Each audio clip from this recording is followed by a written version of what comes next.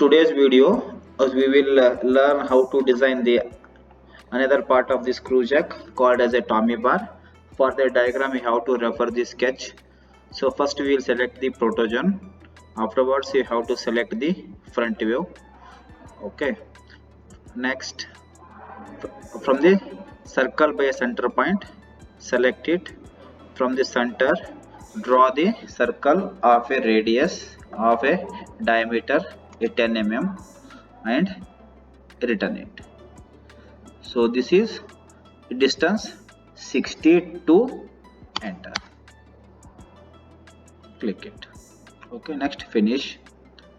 Next select the this end of the part, circle by the center point. From the center point you have to draw the radius or diameter 20. Enter, then return it. So total length is 275. Out of 275 already we used the 62 mm. So now 275 minus of 62. Enter it, then finish it. Now select the, after this fit it, select this edge, go to the round, select the edge or corner, radius type as a 10, select this and